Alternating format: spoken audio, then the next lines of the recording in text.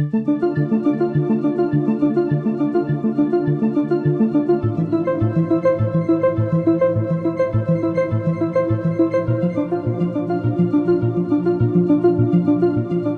VELO is, of course, it's the silicon vertex detector which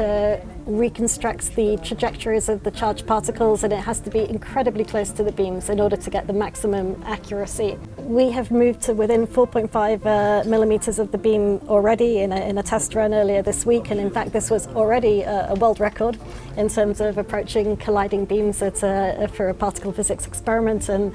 today hopefully we're going to take the ultimate step and go 1 millimeter further. We receive a few terabytes every second coming from all the channels that fire at every collisions, and the VELO is one of the main subdetectors that help us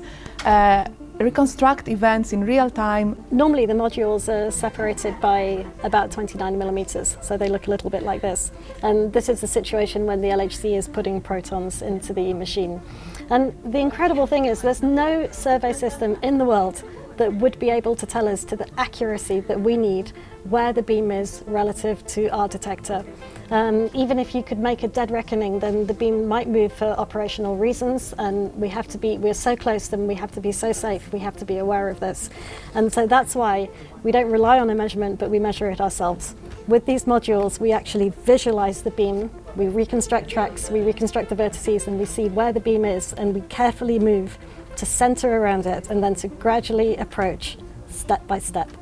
And when we're closed, the aperture where the LHC beams have to pass is just 3.5 millimeter radius, so it's something like the diameter of a pencil, your typical pencil with an eraser on the end, a meter long, and the 400 megajoule LHC beams have to pass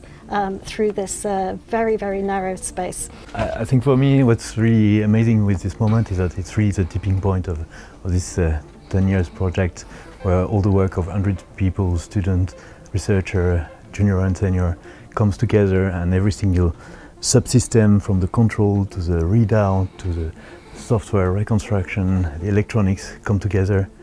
to a point that we understand enough to be able to do this movement. It's been such an amazing experience to be part of this project, working with this amazing group of people to get the beautiful detector to where it is now, just millimeters from the beamline, collecting data that we're all very eager to start analyzing. I think it's just very exciting that we can see 100 meters underground. There's a multi-million-pound detector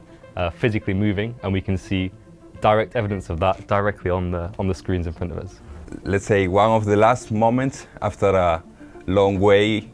solving the issues that we have, and with a beautiful detector now near to the beam and really closing them to get new physics and new studies.